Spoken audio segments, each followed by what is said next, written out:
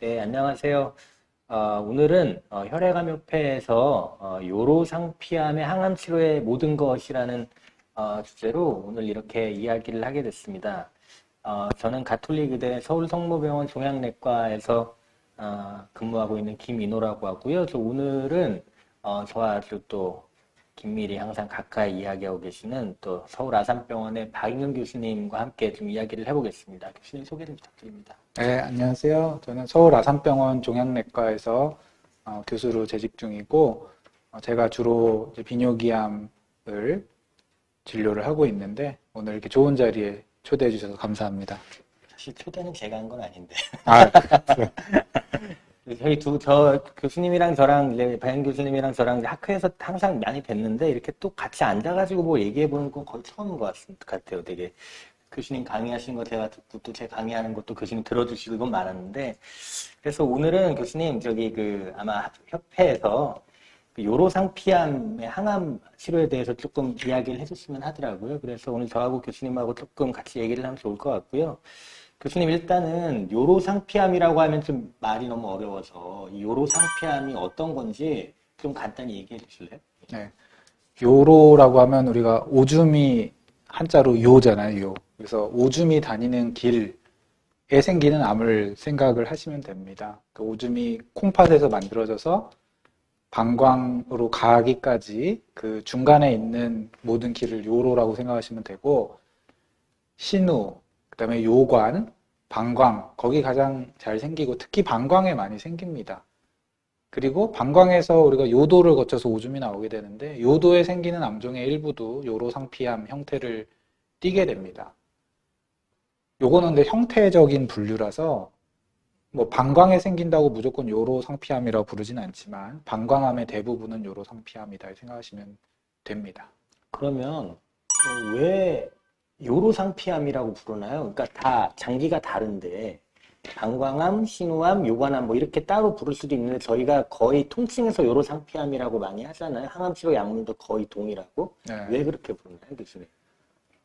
일단은 이제 현미경적으로 봤을 때 세포가 이제 비슷하게 생겼고 그 다음에 성질이 비슷하다고 생각을 하고 있습니다. 그렇기 때문에 항암제도 동일하게 거의 동일한 약들을 사용하게 되고 그래서 딱히 이제 기관별로 분류하는 것보다는 이제 세포학적인 형태로 분류하는 게 치료에도 편하고 알아듣기도 쉽고 그래서 그렇게 하고 있고요.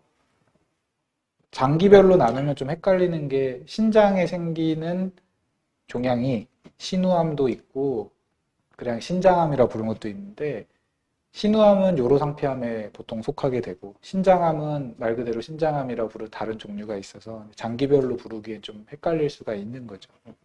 일단 그 교수님이 얘기해 주신 것처럼 이제 그런 이유로 요로상피암이라고 우리가 보통 신우암, 요관암, 방광암을 이제 형태 조직학적으로 해가 통칭해서 부르고 항암 치료도 거의 비슷하다. 그렇게 생각하면 될 것 같습니다.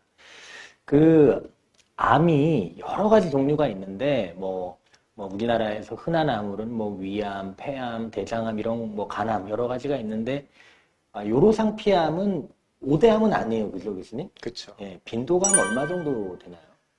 요로상피암이 이제 우리나라 암 통계를 보면 10위 안에 이제 겨우 드는 정도거든요. 9위, 10위 정도 되는 걸로 알고 있고 대부분의 암은 이제 방광에 발생을 합니다. 원인은 잘 모르겠지만 아마 오줌이 담겨져 있는 시간이 가장 긴 게 방광이라서 발암 물질의 접촉 시간이 가장 길어서 방광에서 잘 생긴다고 생각을 하고요.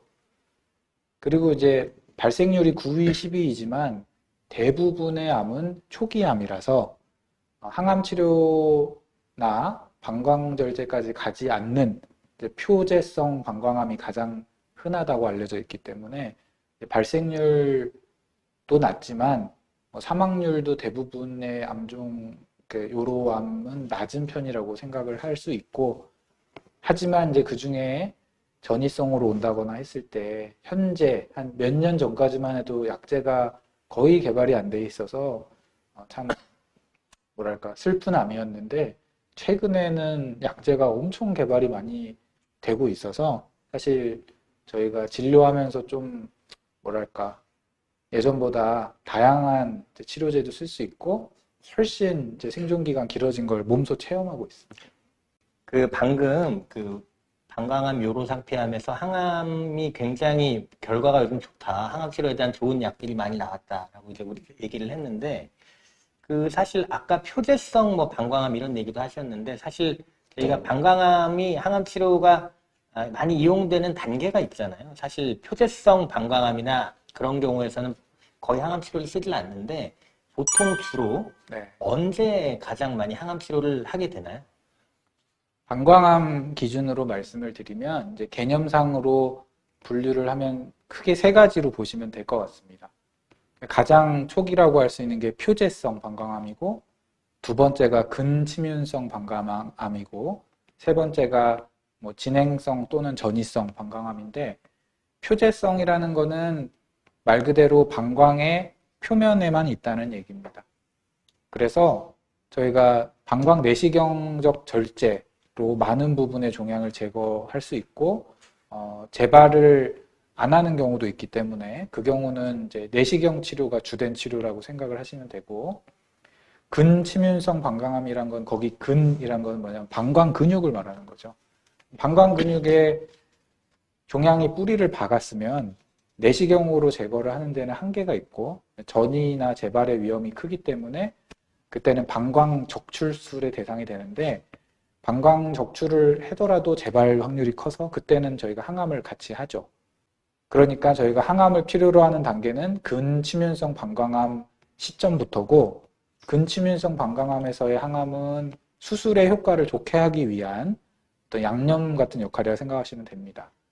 반면에 이제 전이성 방광암은 그때는 항암 치료가 주된 치료가 되는 것이라서 그때는 항암제를 뭐 쓰고 면역 항암제를 쓰고 그 외에 뭐 새로 개발된 신약들을 쓰고 이런 절차가 진행되는 거죠.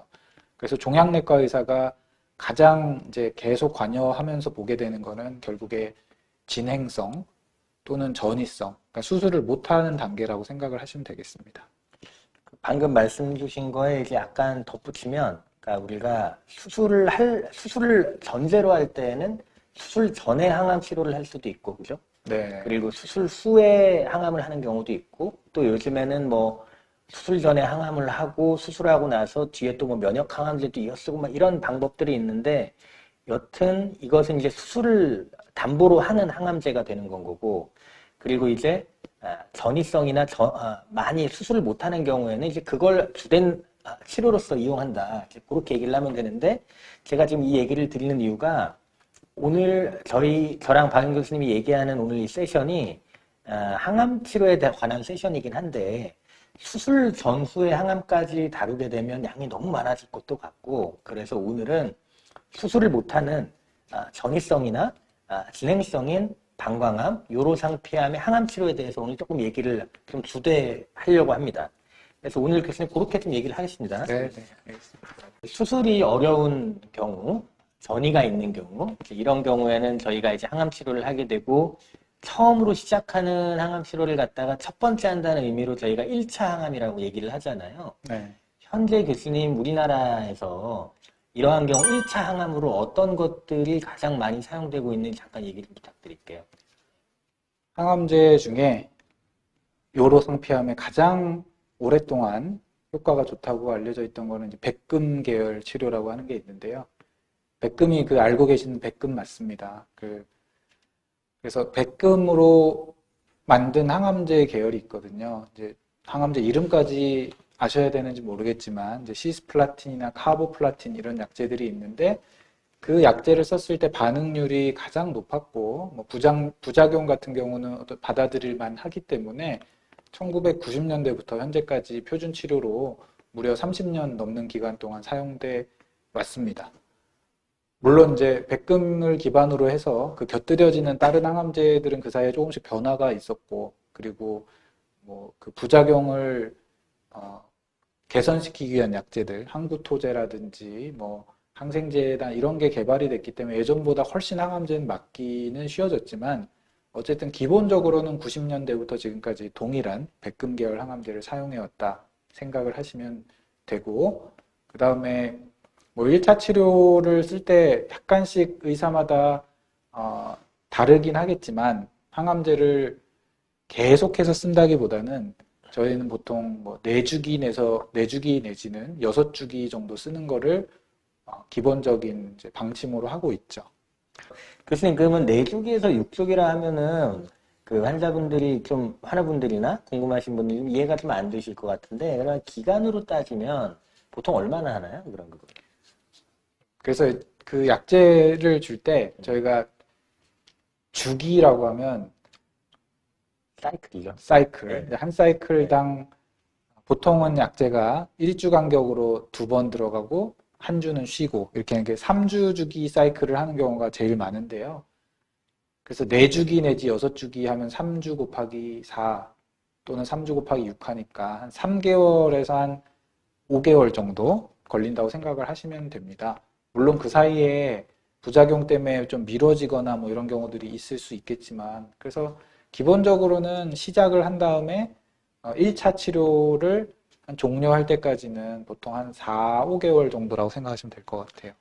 그러니까 가장 그때가 좀 힘든 거죠. 우리가 백금 기반 항암제라고 하는 게 흔히 얘기하는 막 좀 토할 수 있고 울렁거리고 기운 없고 하는 힘든 항암제인데 이제 그거를 한 3개월에서 한 4, 5개월 정도 한다 생각하시면 될 것 같아요. 약제마다 약간 뭐 차이는 있겠지만은 스케줄이 다르고. 근데 이제 그 얼마 전까지만 해도 사실 거기까지가 다였어요. 1차 항암제라고 하면 그렇게 항암제를 3개월에서 한 4, 5개월 정도 하고 나서 환자분들이 더 힘들기 때문에 반응이 좋다 하더라도 독성이 쌓여서 그 뒤에 항암을 더 못하고 일단 쉬는 경우가 많았잖아요. 근데 그렇게 쉬는 기간에 보통 절반의 환자들이 쉬면서 한 6개월 안에 다시 병이 나빠지기 시작을 하고 그렇기 때문에 참 어려운 상황이 많았어요. 쉬면서도 이걸 항암을 쉬어도 되는가 참 걱정을 하면서 쉬었는데 근데 최근에 이렇게 쉬는 기간 없이 이제 다른 면역 항암제를 이어서 하는 방법이 생겼잖아요. 교수님, 네, 그거 좀 한번 얘기해 주실래요? 네. 저희가 항암제를 쓰고 멈췄던 이유는 그 독성 문제도 있지만 추가로 항암을 했을 때 점점 줄어서 뭐 그런 병이 막 없어져서 사라질 것이냐 이제 그렇지는 보통 않잖아요. 저희가 되게 항암제에 대한 좋은 반응이란 거는 초기에 생기는 경우가 많기 때문에 초기에 확 줄여놓고 좀 그 항암제 독성으로부터 회복하는 시간도 가지기도 하고 그다음에 더 줘서 별 의미는 없을 것 같다는 생각에 쉬었던 거고요.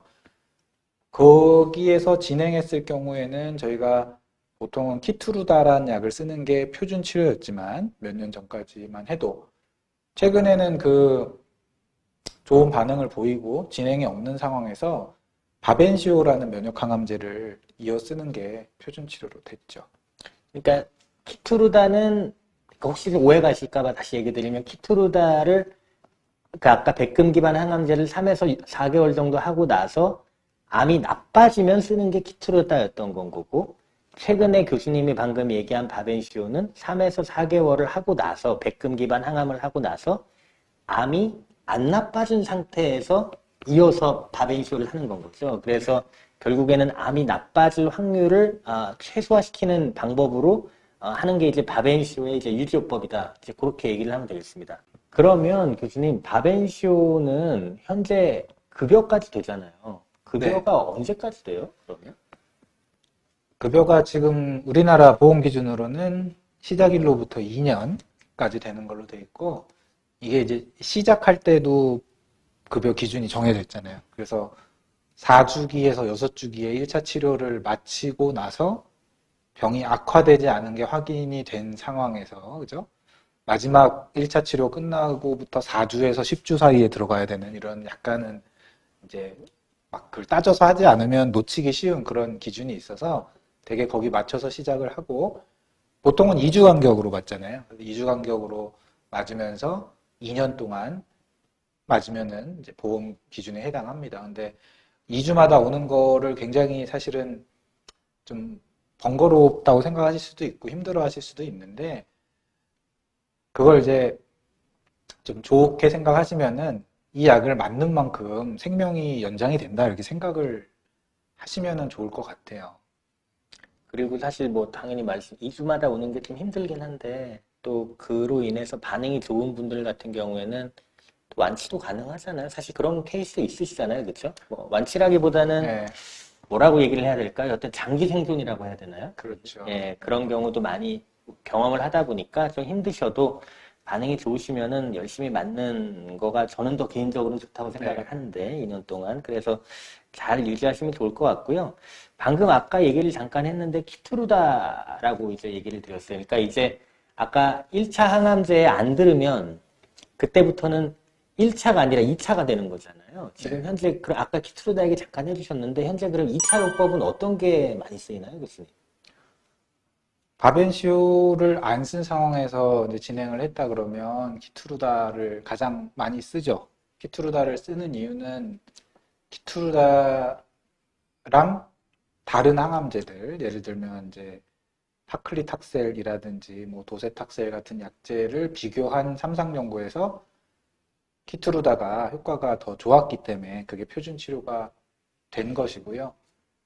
키투르다도 사실 바벤시오랑 어떻게 보면은 뭐 사촌지간 같은 약이잖아요. 면역 항암제이기 때문에 막 힘든 약은 아니긴 하고 그런데 이 반응률이 사실은 높지가 않다는 게 좀 문제인 거죠. 그래서 쓰면서 이제 항상 굉장히 반응이 좋기를 바라고 쓰지만 실질적으로는 그런 경우가 흔치는 않다. 이제 이렇게 생각을 하면서 쓰고 있고요.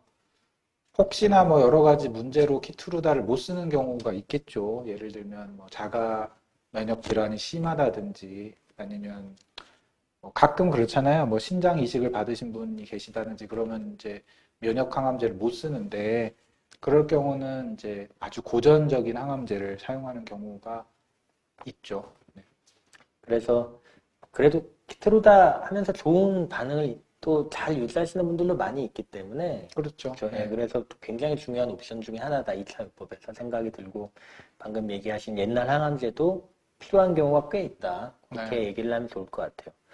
그래서 일단은 방금 얘기한 게 방광암, 요로상피암에서 1차 항암, 2차 항암까지 얘기를 했는데 사실 몇 년 전까지만 해도 여기서 나빠지면은 사실 옵션이 좀 많이 없었잖아요. 할 만한 약들이 없었는데 최근에는 이거를 또 뛰어넘는 아주 유망한 약제들이 좀 나오고 있는 것 같아요. 그래서 한 두 가지 정도만 오늘 좀 얘기를 하면 좋을 것 같거든요.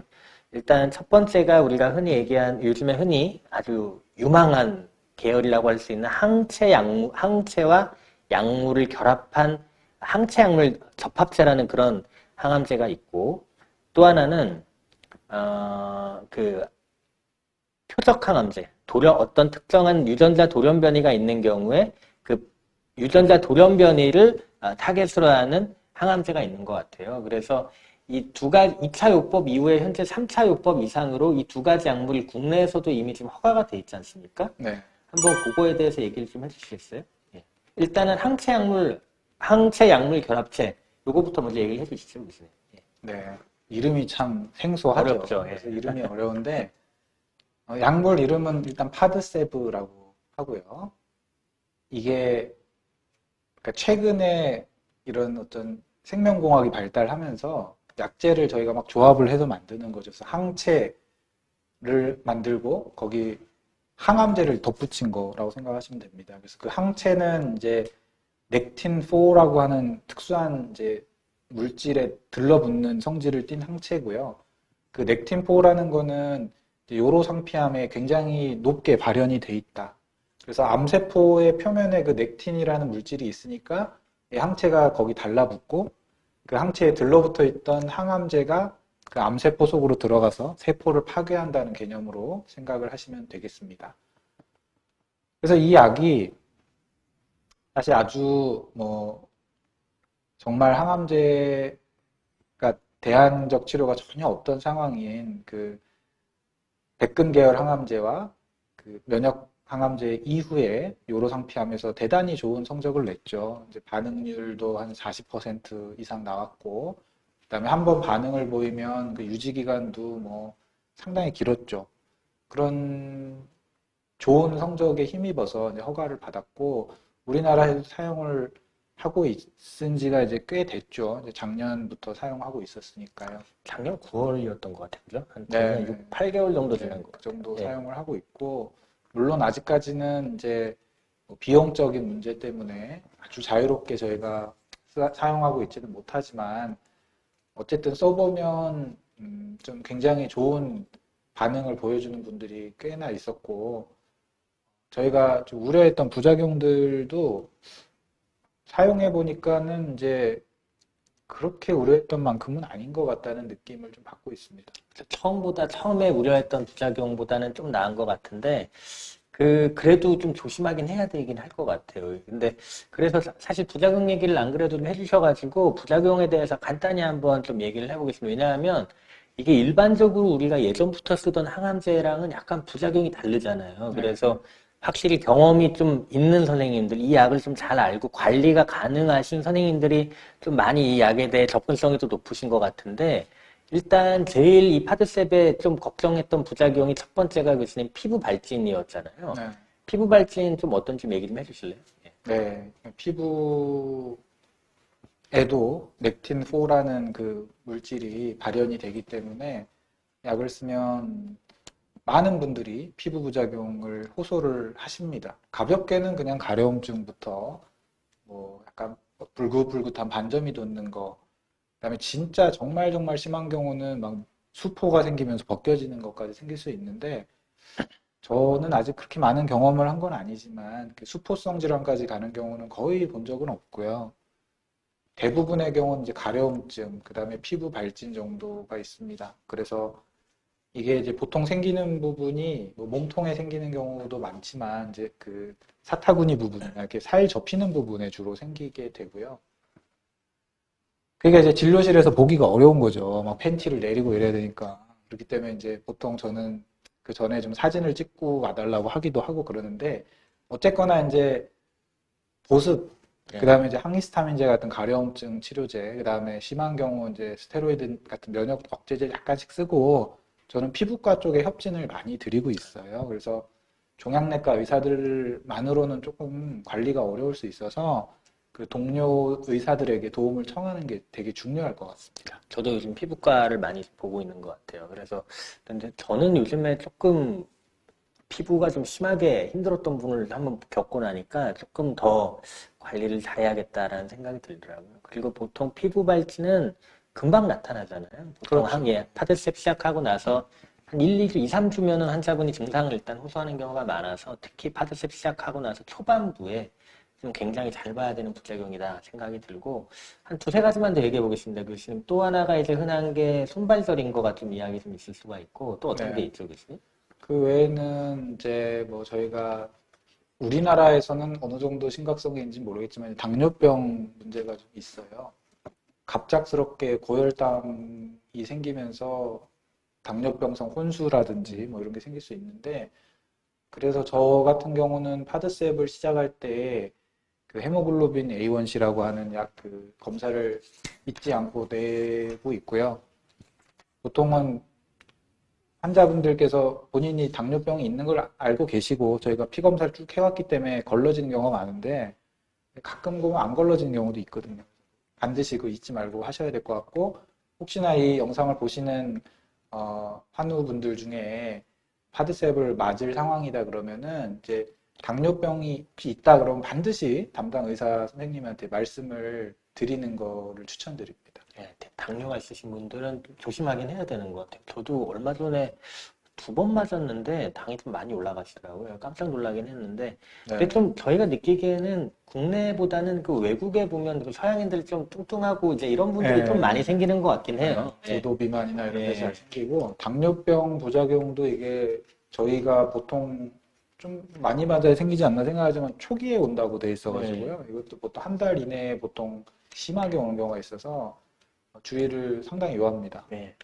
당뇨 좀 관리 잘 하시고. 근데 이거는 뭐 겁먹기보다는 체크를 잘 하시는 게 좋을 것 그렇죠. 같아요. 네.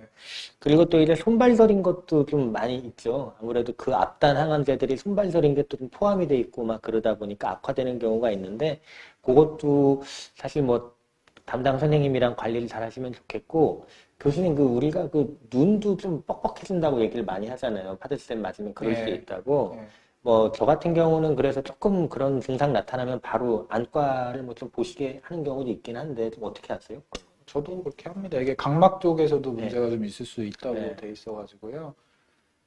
처음에 이 연구 시작될 때 뭐 각막도 안과 의사랑 협업해서 보라고 뭐 추천되고 그랬는데 사실 저희가 모든 분들을 그렇게 보내기는 어려워서 증상이 있으면은 이제 저는 안과를 보내고 있습니다. 그래서 그것도 뭐 눈이 조금 불편하시거나 그런 증상이 있으면은 꼭 담당 선생님한테 미리 얘기하는 게 좋을 것 같습니다. 그래서 보통 저희가 그렇게 좀 관심이 가는 부작용이라고 해서 그 발진, 피부 발진, 당뇨, 그리고 손발저림, 그리고 이제 안구, 예, 눈 그런 부작용을 좀 주로 보고 있으니까요. 물론 다른 것도 생기죠. 일반적 항암제 부작용도 생기고 머리카락도 좀 빠지잖아요, 사실. 머리카락 예, 빠지고요. 예. 그 다음에 또 힘들어 하시는 게 이제 피로감이 굉장히 심할 수 있고, 식욕부진 같은 게 있고, 근데 상대적으로는 무슨 백혈구 감소 같은, 그러니까 혈액학적 부작용은 좀 덜 하다고 생각은 되는데, 써보면 생기긴 하더라고요. 생기긴 하고. 그 외에는 뭐, 관절통이나 뭐 이런 것들, 부종 같은 것도 좀 올 수는 있고, 그렇지만 어쨌든 뭐 효과에 대비했을 때는 저희가 충분히 조절 가능한 부작용이라고 생각을 합니다. 요즘 느끼기에는 분명히 처음에 우리가 나왔을 때보다는 관리 가능하다. 저는 좀 네, 그렇게 느낌 네, 받고 있습니다. 맞습니다. 근데 이화영 교수님 파드쌤 얘기를 좀 했으니까 지금 저희가 아까 3차 얘기를 했는데 파드쌤 요즘 좀 좋은 결과가 좀 있어가지고 한번 그 파드쌤 요즘에 1차 치료로 거의 40년 만에 플래티넘 아까 말한 백금 기반의 항암제보다 좋은 결과를 낸 거의 첫 번째 항암제잖아요. 네. 그거 얘기를 좀 잠깐 이왕 파드쌤 얘기 한 김에 했으면 좋겠거든요. 최근에 많은 분들이 정말 저 외래에서도 정말 너무 많이 물어보세요. 파드셉하고 키트로다하고 같이 하고 싶다고. 근데 이제 사실 그게 우리가 이제 언제나 그런 걸 할 수 있는 게 아니라 승인도 돼야 되고 환자분 우리가 또 쓰이는 세팅이 있거든요. 언제 몇 단계에서 쓴다 이런 게 있는데 한번 이번에 1차 치료로 파드셉 플러스 키트로다의 그 결과를 좀 간단히 얘기해 주시면 어떨까요? 네. 그래서 저희가 이제 약제를 사용하는 게 이제 뉴스를 보고 이제 다들 나도 쓰고 싶다 말씀은 하시지만 이제 국가기관에서 승인이 난 항암제만 저희가 쓸 수 있잖아요. 그래서 지금은 어쨌든 3차 치료로 승인이 난 거고 그 말씀하시는 파드셉 더하기 키투르다는 1차 치료. 그러니까 딱 처음에 전이성 암으로 왔을 때 1차 치료로 할 수 있는 그 상황이 되는 거고요. 그게 아까 말씀드린 백금 제제가 3, 40년 동안 이제 표준이었는데 그걸 넘어선 거죠. 생존 기간이 거의 무려 3년 가까이 나오는 아주 엄청난 결과를 보여줬고요. 이게 사실은 다들 비용 문제를 굉장히 외국도 걱정을 하더라고요. 미국하고 유럽 같은 데서는 이제 이미 사용이 많이 되고 있는 상황인데 앞으로도 이 용법을 넘어서기는 좀 쉽지는 않을 것 같아서 한참 동안은 제 생각에는 한 수년 이상은 이게 당연히 표준 치료로 자리 잡을 거라고 생각을 하고 있습니다. 아직까지는 이제 승인이 안 됐죠. 아마 제가 듣기로 올해 올해 하반기에 날 것 예, 아마 같아요. 승인은 아마 될 것 같아서 근데 이제 말씀하신 것처럼 비용이 좀 큰 문제긴 한데 일단 그런 부분이 좀 해결이 되면 환자분들한테 좀 많은 도움이 될 수 있지 않을까 네. 그런 생각이 좀 듭니다. 그래서 일단은 아까 다시 3차 얘기로 그러면 넘어와서요. 아까 3차 항암제에서 제가 첫 번째로 두 가지를 좀 오늘 얘기를 하겠다라고 했는데 첫 번째가 항체 약물 결합체여가지고 국내에서 현재 파드셉이라는 게 이제 가능하기 때문에 파드셉을 얘기 드렸고 사실 다른 항체 약물 결합체가 뭐 국내에 승인이 안 돼 있는데 더 좋은 건 없는 것 같아요. 현재까지 데이터나 이런 걸 봤을 때 3차 요법에서는 그런 것 같고 두 번째가 그 아까 돌연변이 유전자 돌연변이를 타겟으로 하는 표적 항암제가 이제 쓰일 수 있다 얘기 드렸는데 저희가 FGFR3라는 유전자의 돌연변이가 있는 경우에 발베사란 약제를 사용을 할 수 있는데 교수님 그거에 대해서 좀 간단히 얘기해 주실래요?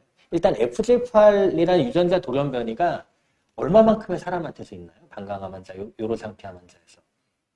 FGFR이란 거는 이제 우리가 그쵸, 어떤 특수한 이제 세포 성장 인자라고 하는 FGF라는 거를 받아들이는 수용체라고 이제 세포 표면에 있는 건데 거기에 돌연변이가 생기면은 그냥 막 세포들이 알아서 이상하게 커지는 그런 현상을 나타냅니다. 그게 요로상피암에서 한 10에서 20% 정도라고 알려져 있는데요.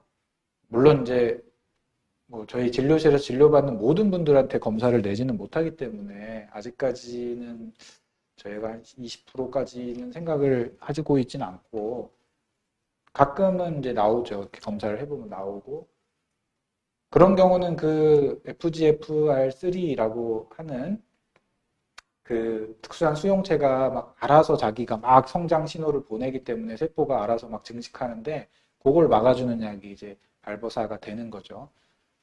뭐 허가받기로 FGFR2랑 FGFR3 뭐 이렇게 됐지만 대부분은 이제 요로상피암은 3에 돌연변이가 있는 경우가 많고요. 그런 경우에 이제 지금 이제 우리나라에서 현재 자유롭게 사용하고 계신가요? 제가 알기로는 아직은 저는 시작한 분이 있어요. 아, 그래요? 예.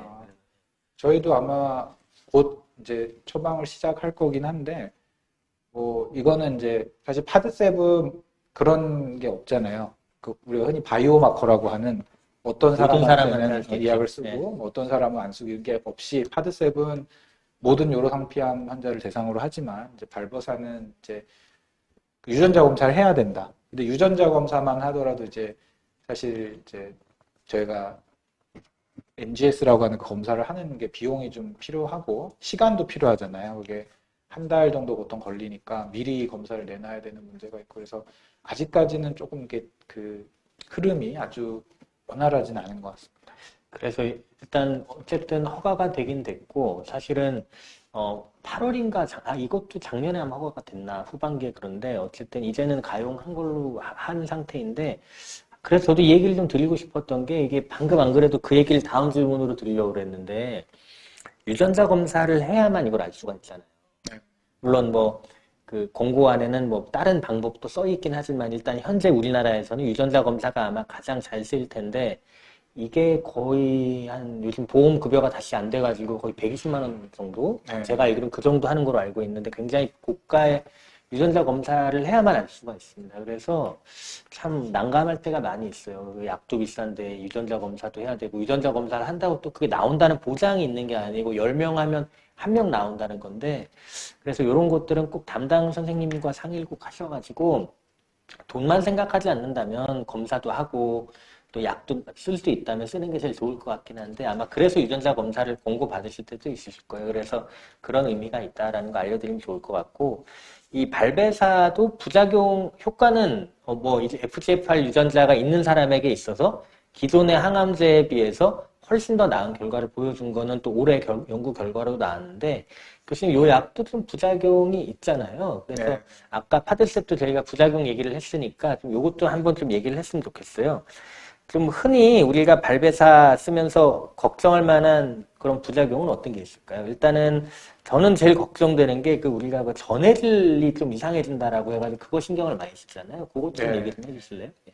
그래서 FGF 수용체라는 거에 대한 이제 표적 치료제라서 그게 신장에도 있다고 하더라고요. 그래서 이 약을 먹으면 이제 신장에서 특수한 이제 물질들을 배출하는 게 문제가 생기게 되는데 그게 인산이 주로 문제가 되더라고요. 그래서 피 검사해 보면 이제 고인산 혈증이라는 게 생겨서 뭐 그게 생겼을 때 뭐 여러 가지 뭐 어떤 심장 부정맥이 생긴다든지 이런 문제들이 생길 수 있어서 그게 올라가면 저희가 인산 떨구는 약을 또 같이 먹어야 되는 문제가 있습니다. 네, 그런 게 있고 그 외에 또 저희가 보통 많이 힘들어 하시는 것들이 이제 구내염을 상당히 힘들어 하세요. 구내염이라고 입이 허는 그 증상이 있고 그 막 식사가 어려운 거죠, 사실은. 식사도 어렵고 아프고 우리나라 음식 중에 안 매운 게 없잖아요. 또 김치 먹어야 되고 막 이러니까 그래서 많이 힘들어 하시고 그리고 또 하나가 이제 손톱 문제 되게 크더라고요. 손톱이 이제 막 옆에가 손톱주위염도 생기고